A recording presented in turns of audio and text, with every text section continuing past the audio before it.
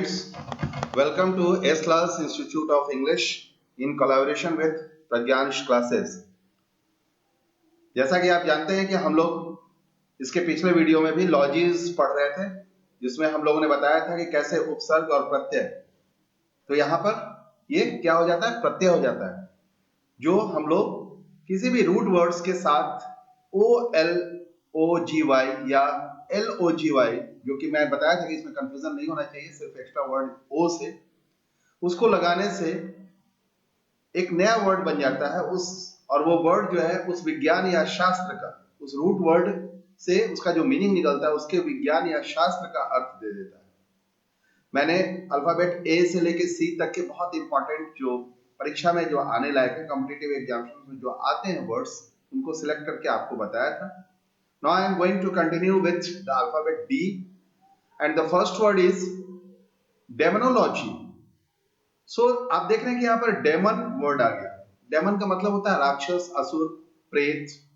तो अगर उससे रिलेटेड कोई अगर हम विज्ञान पढ़ते हैं या शास्त्र पढ़ते हैं तो उसको हम डेमोनोलॉजी बोलते हैं, असुर या प्रेत विज्ञान। यहाँ थोड़ी सी मिस्टेक हो गई है, असुर या प्रेत विज्ञान, कॉमा छूट गया। इसके बाद हम आते हैं डेंड्रोलॉजी। एक वर्ड आता है डेंड्रोलॉजी, ये रिलेटेड होता है किसी भी पेड़ पौधे से रिलेटेड जो हम शास्त्र या विज्ञान या उसका विशेष ज्ञान लेते हैं, तो उसको हम वृक्ष का ज्ञान बोलते हैं, तो ये डेंड्रोलॉजी हो जाता है। नेक्स्ट वर्ड है डिओन्टोलॉजी।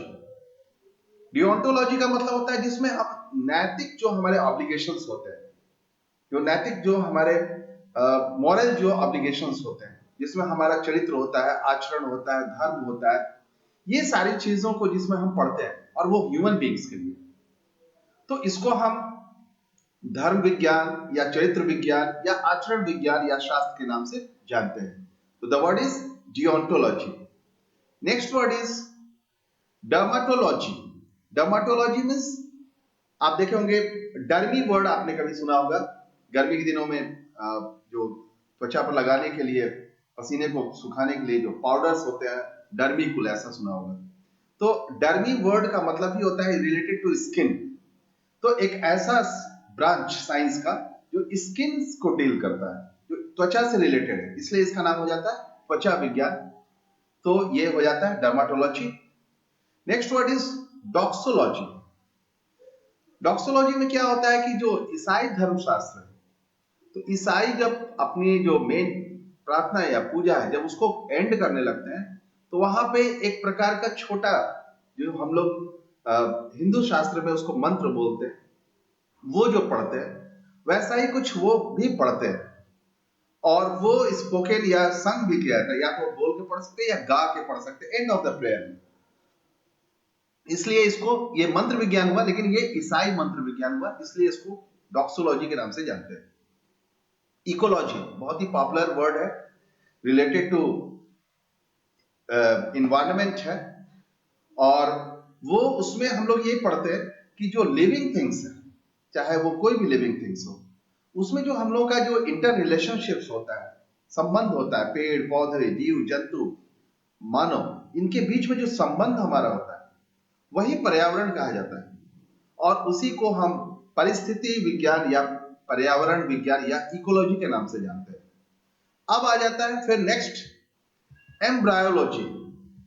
ये एम्ब्रॉयज से रिलेटेड होता है, भ्रूण जो होता है, जिससे जो मानव भ्रूण जो होता है, जिससे संतान पैदा होते हैं, तो वो एम्ब्रॉयज कहलाते हैं। तो उसके जब हम विषय में उसके शास्त्र को, उसके ज्ञान को या उसके विज्ञान को पढ़ते हैं, तो वो एम्ब्रॉयलॉजी के नाम से जाना जाता है। Next word is the study of insects. जब हम कीट पतंगों के विषय में, जब कीट पतंगों के विषय में हम कोई गहन अध्ययन करते हैं, तो उसको हम एंटोमोलॉजी बोलते हैं, कीट विज्ञान बोलते हैं। अब आता है जो बहुत ही पॉपुलर वर्ड है, एपिडेमिक। तो एपिडेमिक का मतलब ये होता है कि जो महामारी हो, वैसे जो कोई डिजीज पर रिलेटेड जो हम अध्ययन करते हैं, जो विज्ञान हम पढ़ते हैं, जो शास्त्र हम पढ़ते हैं, एपिडेमिक डिजीजेस से रिलेटेड, वैसे रोग या व्याधि से रिलेटेड जो डिजीज होते हैं, उसके विषय में जब हम पढ़ते हैं, उस विज्ञान को पढ़ते हैं, तो उसको हम एपिडेमियोलॉजी बोलते हैं, और ये महामारी विज्ञान के नाम से जाना जाता है। फिर आता है एपिस्टेमोलॉजी। एपिस्टेमोलॉजी का मतलब होता है जो हम नेचर और जो उसके ओरिजिन का जो नॉलेज है, हमारी प्रकृति क्या है, उसका जन्म कैसा है, उसका उद्भव कैसा हुआ, प्रकृति का उद्भव कैसे हुआ, उत्पत्ति कैसे हुई, उस पर जीव जंतु जो है, जितने भी प्रकार के जीव जंतु आए, वो सबकी उत्पत्ति कैसे हुई, और निर्जीव और सजीव दोनों चीजों की, जीव में निर्जीव और सजीव दोनों चीज की उत्पत्ति कैसे हुई, ये सारे चीजों को जब हम एक बार इकट्ठा और उसकी जो रियलिटीज है उसको जब हम पढ़ते हैं, तो उसको हम ज्ञान मीमांसा या सच्चा ज्ञान का विज्ञान यानी कि एपिस्टेमोलॉजी हम बोलते हैं। अब आते हैं हम नेक्स्ट वर्ड पे, आप देख रहे हैं स्क्रीन पे, इसको बोलते हैं एथनोलॉजी। जब प्रजातियां होती हैं, अलग अलग रेस होते हैं, उसका जब हम ज्ञान लेते हैं तो वो नृजाति विज्ञान के नाम से यानी कि एथनोलॉजी के नाम से जानी जाती है। अब नेक्स्ट आता है एथोलॉजी, जिसको ये इसका जो एथिक्स होता है वो ये होता है कि जो एनिमल बिहेवियर होते हैं नेचुरल इन्वायरमेंट में, जो हमारी प्राकृतिक पर्यावरण है उसके अंदर में जो जानवरों का जो व्यवहार होता है वो इथोलॉजी कहलाता है, और इसको हम आचार व्यवहार विज्ञान या आचार विज्ञान के नाम से जानते हैं। अब आ जाता है इटिमोलॉजी। ये ग्रामर में बहुत कॉमन वर्ड है इटिमोलॉजी, और इसमें हम वर्ड्स के ओरिजिन्स को पढ़ते हैं कि वो वर्ड का उद्भव कैसे हुआ, वर्ड का बनावट, संरचना, उत्पत्ति, उसका जन्म कैसे हुआ, तो उसको हम शब्द व्युत्पत्ति विज्ञान के नाम से यानी इटिमोलॉजी के नाम से जानते हैं। नेक्स्ट वर्ड हमारा आता है द पर्सन्स लाइफ का जो फ्यूनरल जो होता है, यानी कि इयोलॉजी। इयोलॉजी में हम ये पढ़ते हैं कि जो किसी चीज की जो प्रशस्ति होती है, प्रशंसा होती है या गुणगान होता है, उसको हम करते हैं। यानी कि जो व्यक्ति जब इस संसार से चला जाता है, वो गुजर जाता है, वो ये स्त्री हो या पुरुष, उसका जो समय जब गुजर जाता है, उसके जाने के बाद जब उसकी जो हम प्रशंसा करते हैं या गुणगान गाते हैं, तो वो इयोलॉजी के नाम से जाना जाता है। अब आइए, बहुत ही मार्वेलस एक वर्ड आया है जियोलॉजी। ये एक ऐसा वर्ड है जो सब्जेक्ट के रूप में पढ़ा जाता है, और इसको माना जाता है कि जियोलॉजी जो है वह भूमि के अंदर, या कह सकते हो भूगर्भ, या केवल भू भी बोल सकते हो, यानी कि जब हम पृथ्वी के विषय में कुछ पढ़ते हैं, पृथ्वी के अंदर के विषय में खास करके जब हम बहुत ज्यादा पढ़ते हैं, तो वो जियोलॉजी के नाम से जाना जाता है, जिसको भूगर्भ विज्ञान या भूगर्भ शास्त्र के नाम से जाना जाता है। अब आते हैं नेक्स्ट वर्ड पर, जीरोंटोलॉजी या नॉस्टोलॉजी, दोनों में से कोई भी एक वर्ड इसको यूज करते हैं। इसमें जो ओल्ड एज की जो पौराणिक चीजें होती हैं, यानी कि जरा विज्ञान उसको बोलते हैं, जो चीज बिल्कुल अब बहुत पुरानी हो गई, जर्जर अवस्था में हो गई, बिल्कुल अब खत्म होने के कगार पे है, उस ओल्ड एज की चीजों को, जो एंशिएंट चीजें हैं, उनके विषय में जब हम पढ़ते हैं तो इसको जीरोंटोलॉजी या नॉस्टोलॉजी के नाम से जानते हैं। अब आया नेक्स्ट वर्ड ग्लेशियोलॉजी। इसका जो जन्म है ये ग्लेशियर वर्ड से हुआ है। ग्लेशियर का मतलब ही होता है हिमानी या हिम या बर्फ। तो अगर हम बर्फ का जो अध्ययन करते हैं कि बर्फ बना कैसे, अलग अलग जगहों पर अलग अलग बर्फ का बनना और अलग अलग नाम से उसको जाना जाता है। आप इंग्लिश में भी पढ़ेंगे, आइस, स्नो, बहुत सारा ऐसा वर्ड्स आता है, हेल स्टॉर्म हो गया। तो ये सब जो वर्ड्स आते हैं, तो वो सारे सारे तरह के बर्फ की जानकारी जब हम लोग लेते हैं, जिसको ग्लेशियर्स बोलते हैं, उससे रिलेटेड जब हम विज्ञान करने लगते हैं, शास्त्र करने लगते हैं, तो उसको ग्लेशियोलॉजी के नाम से जानते हैं। अब आता है नेक्स्ट वर्ड ग्रामेटोलॉजी। इसका आप देख रहे हैं ग्रामोटोलॉजी, यानी ग्रामर वर्ड, कहीं ना कहीं ग्रामर वर्ड आ रहा है इसमें। तो इसके विषय में जब हम पढ़ते हैं तो इसमें, लेकिन हम पढ़ते क्या है कि राइटिंग सिस्टम क्या होता है, लेखन प्रणाली क्या होता है। किसी भी चीज को लिखते हैं तो उसमें, जब हम किसी भी चीज को लिखते हैं तो उसमें हमको कोई भी ग्रामेटिकल यानी कि व्याकरण की अशुद्धि नहीं होनी चाहिए।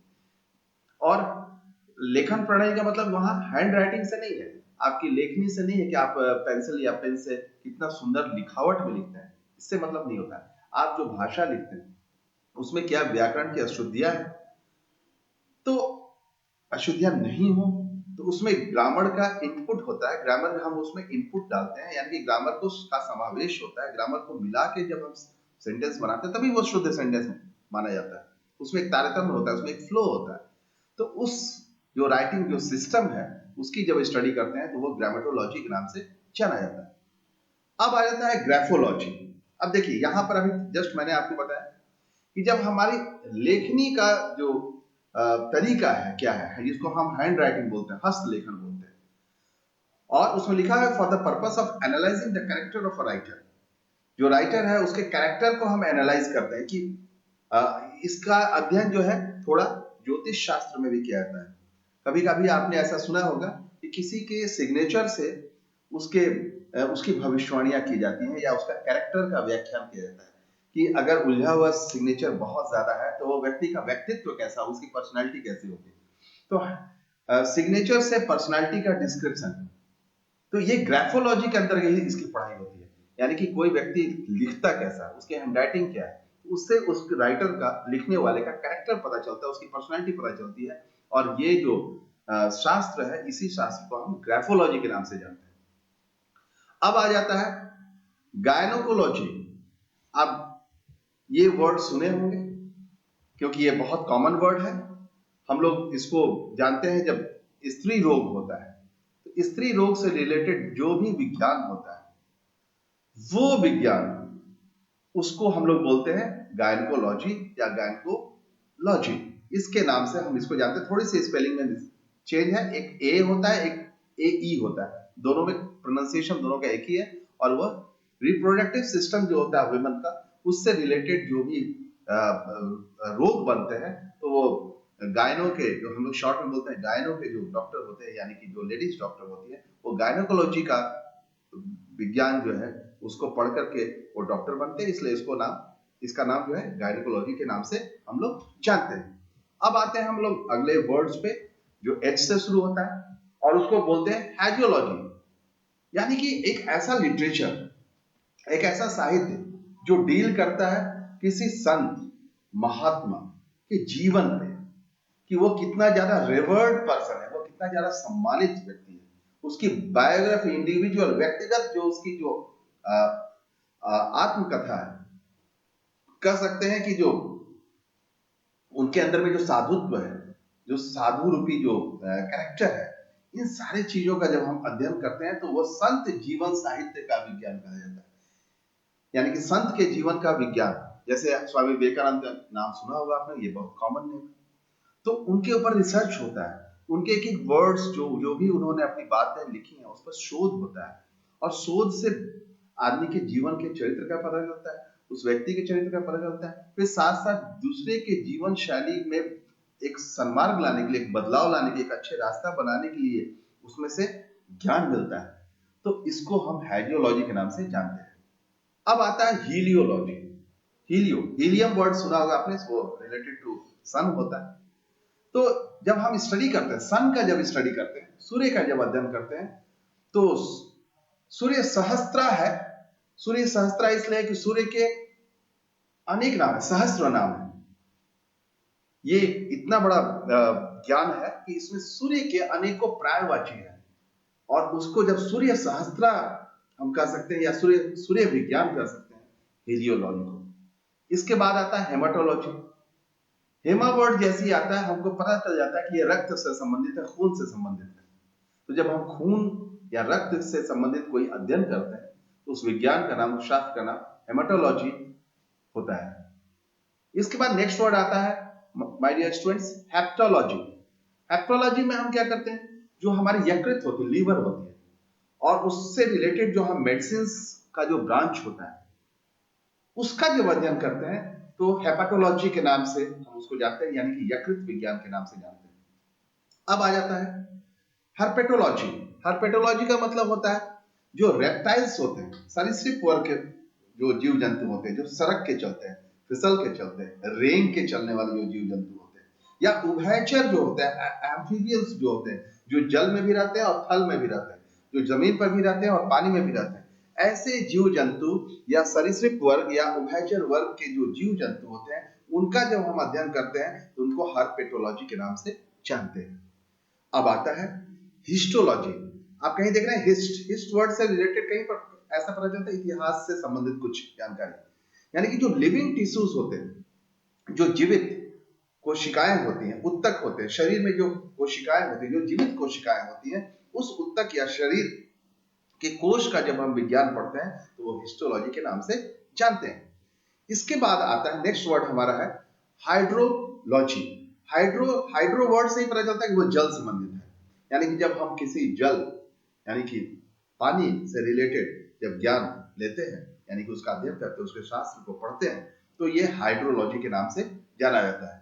तो माय डियर स्टूडेंट्स, आज हमने आपको अल्फाबेट डी से लेकर के एच तक का बहुत मोस्ट इंपॉर्टेंट जो लॉजिस थे, जो कि ज्यादातर परीक्षाओं में उनके जो प्रीवियस क्वेश्चंस पेपर हैं उनको अलग अलग एग्जामिनेशंस के उसको अध्ययन करने के बाद, उसको रिसर्च करने के बाद जो वर्ड्स हमने कलेक्ट किया है उसको आपको हमने विस्तार से एक्सप्लेन करके समझाया, एंड होपफुली कि आपको बहुत ही अच्छा लगा होगा मेरा ये जो वीडियो है, इसमें जो नॉलेज आपको हमने शेयर किया।